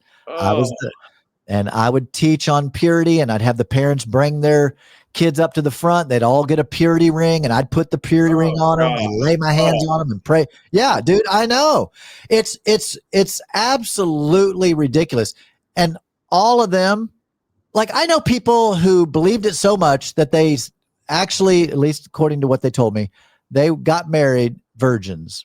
And some of them, there would be no reason for them to lie to me about it. I believe I've seen the purity people get married having never kissed another person before. Like they the first time they kiss is on their wedding day, and you're seeing them kiss, and you're like, oh, that's, no one wants to see that.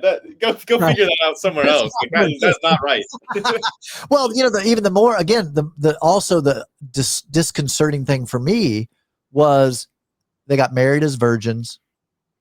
5 years down the road, someone has an affair or they get divorced. Yeah. Where was the blessing that you were supposed to have? Because we would teach this. If you wait to have sex till you're married, there will be a special blessing on your marriage. That's absolutely 100% false. Yeah. That's not true.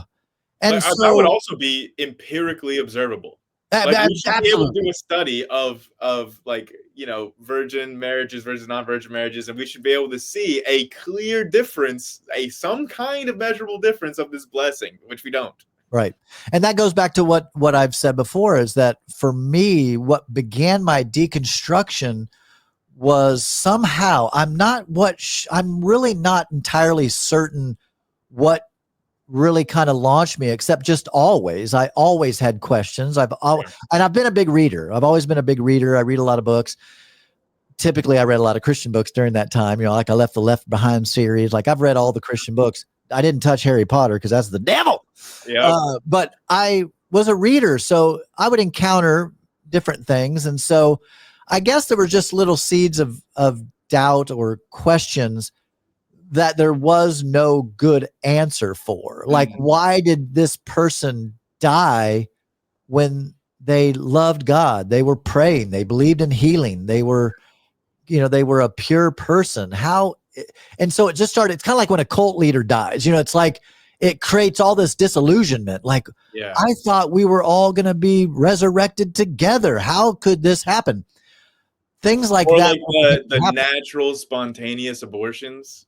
Like, that doesn't make any freaking sense. Like, if there was one thing that I would not expect if the Christian God existed, it would be for natural, like a woman to get pregnant naturally, and then for the fetus to just be inviable and die, like a natural spontaneous abortion. That is the one thing that I would never ever expect to happen if there was a God that chose to put that soul and start developing it, and that there's a soul from conception, and that's going to become a real a person that's going to have the opportunity to accept Jesus. And then, oh, you're telling me that the pregnancy only lasted like 8 weeks and then just naturally came to an end due to like natural circumstances? And you're telling me that a God was responsible for that? Like, it makes no sense. No, that's the second. So there's a couple main reasons I talk about that led me fully away from the delusion. The second one for me was children dying, innocent children dying of cancer, when apparently we have an all-powerful, all-knowing, loving God that could do something. Now, I understand if you smoke and you get lung cancer, I mean, you know, you kind of did that to yourself. You're eating ding dongs and Twinkies for every meal.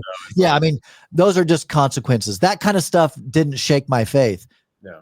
But innocent children needlessly suffering when people were praying, I couldn't reconcile the whole suffering, innocent suffering. It just didn't reconcile in my brain. And that was one thing that I always struggled with. In fact, in my own journey, I got really, really ill way back when I was about 27. I'm 55 now. I got really, really ill. Long story short, I was seeing some different doctors trying to figure out what was wrong. And I ended up going on 9 medications. And most of those medications, the doctor said I'd be on them forever. And I'm 55. I don't take anything, no medications at all. What happened was I was going to prayer and healing school to try to get healed of what was going on. So I'm in prayer and healing school. I'm getting prayed for, anointed, and I'm still sick. It didn't work? What? Yeah, no. Shocking. Yeah, shocking. Right. Didn't work. But I had a friend say to me, have you ever considered maybe it's your lifestyle? That maybe it's the way you eat? And I thought, I mean, no, I'm eating like everybody else. I eat like everybody else. McDonald's, Pizza Hut, Kentucky Fried Chicken. Like I just eat like normal people, right? I started learning about nutrition. I'm not a vegetarian now, but I became at that time a super health nut vegetarian. About 2 months later, my symptoms are going away. I'm going off all these medications. Finally, I get off all 9 medications. I end up losing like 50 pounds. I'm healed, right? I'm healed, not through prayer, not through any of that, but changing my diet, changing my lifestyle. Yeah. And I remember asking God, what was that about? Like, what was that about? Like, were you unable to heal me miraculously? Why did my own body have to heal itself just naturally? Look like what could happen to any person in the world that would make the changes that I made, would probably see some kind of benefit from that. Yeah. You know, why couldn't you have? Because it would have been a great testimony had I just been prayed for, and voila, you know, all of a sudden cheeseburgers are turning the kale.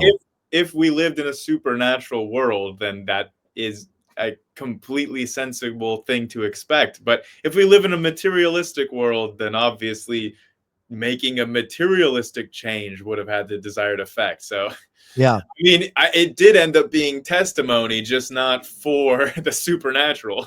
Yeah. And that's, again, it's almost like I had a blackboard in my life as I'm going through my life. Here's a point to God. Here's a point for no God, natural science or whatever.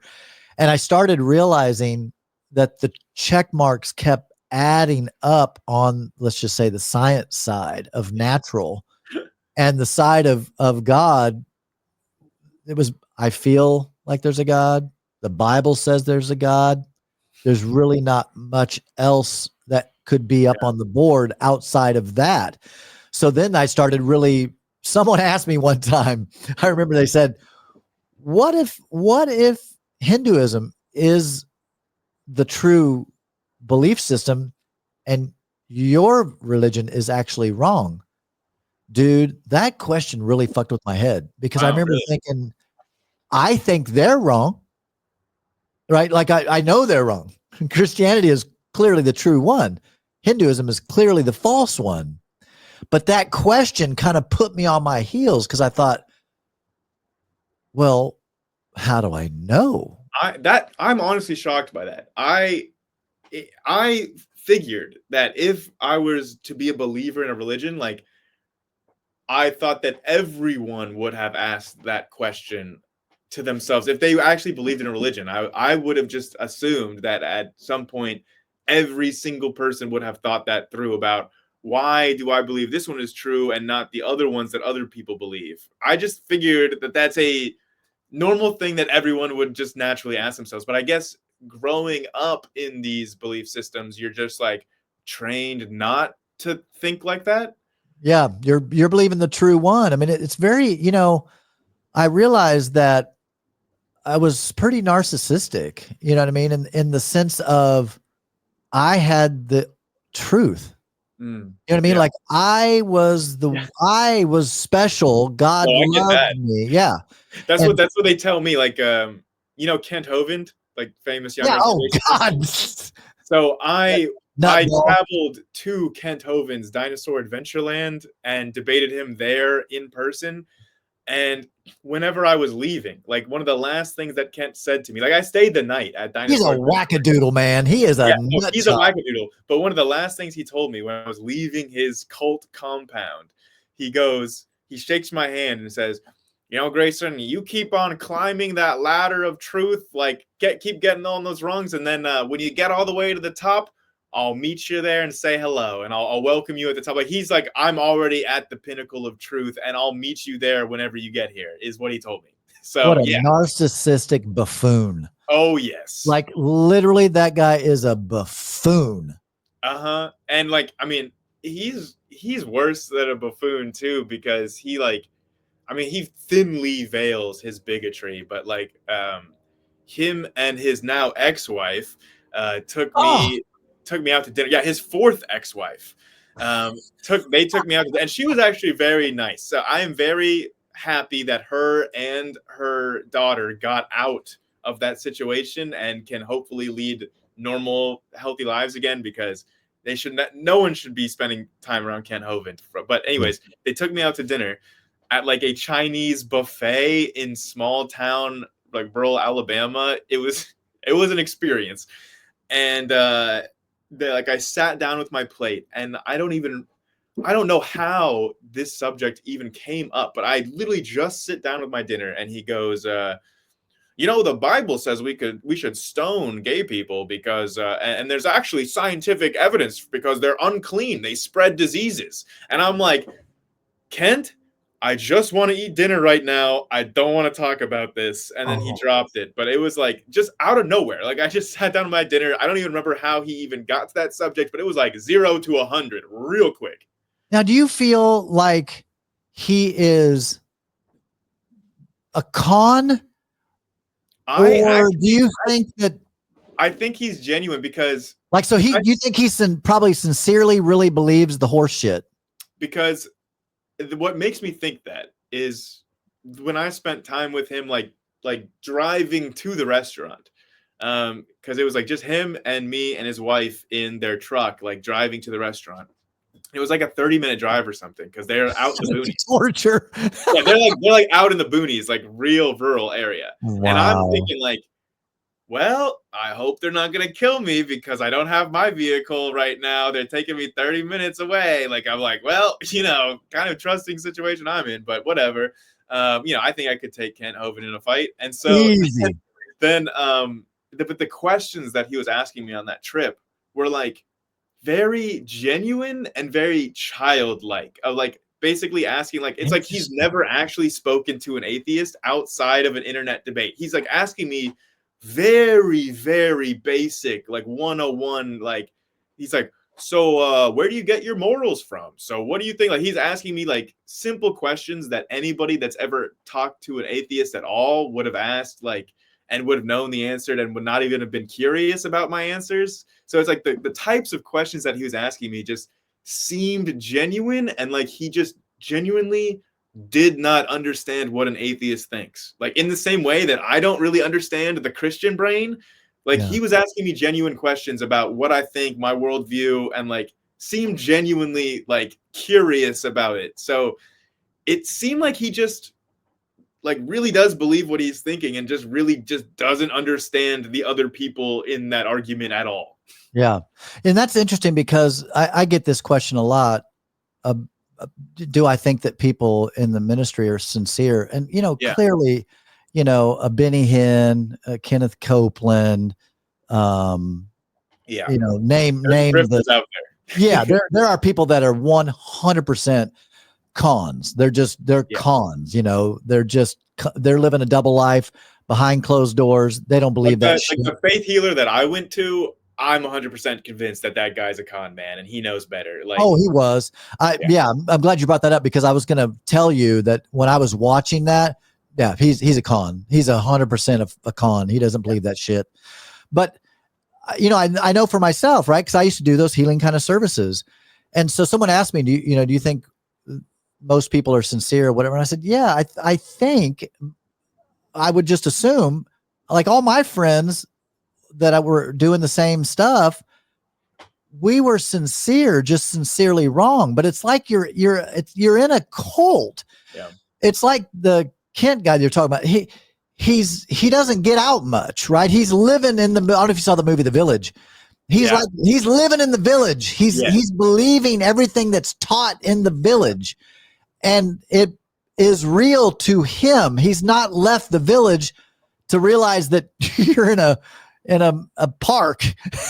You're in a big state protected national park that's in Dallas, Texas. It's like, it's just, you become so inundated by your little world, like the Truman Show, right? It's just, you're in this bubble. I tell people all the time, it really, the movie The Village, the Truman Show are very important movies in my journey. That's what it was like. Things didn't make sense. Things weren't lining up. Yeah. And when I got out is when you go, oh my gosh, I just crawled out of a painting on the wall. I was living in that painting. And yet there's a whole world out here. That painting's just a painting on a wall. You know what it's like? Those are all great analogies.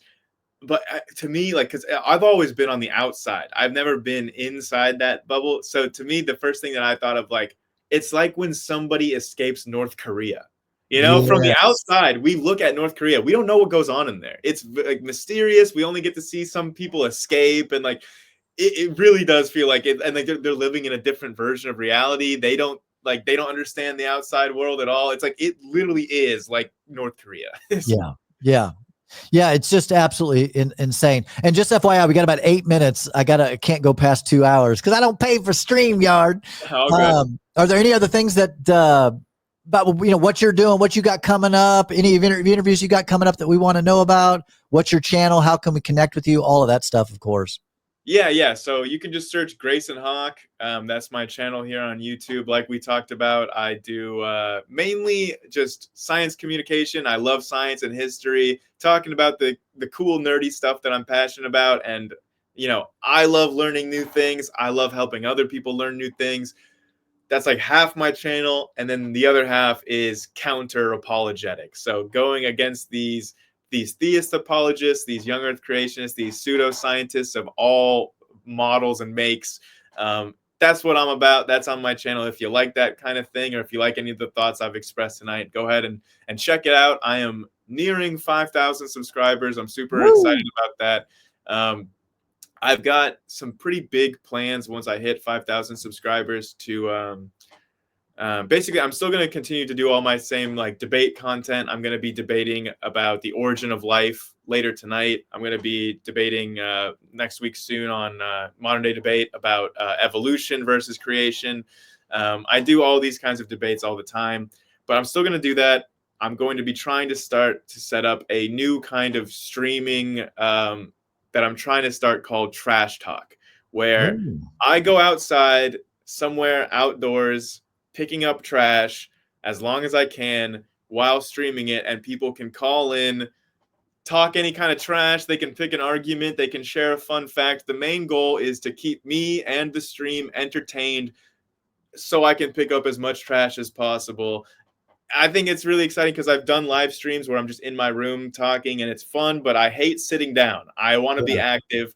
I really enjoy picking up trash and like litter. It like makes me feel good. So I figured I'll combine two of my hobbies, the streaming and the trash picking up, into one. And logistically, it's proven to be a massive nightmare to pull off. And I really, really don't want to get Starlink to try to get the internet to try to stream outdoors. But I'm figuring it out. My goal is when I hit 5,000 subscribers to start Trash Talk episode 1. So I'm really, really excited about that coming up. And then, always working on videos about science right now. I'm scripting one about, have you ever seen Cosmos?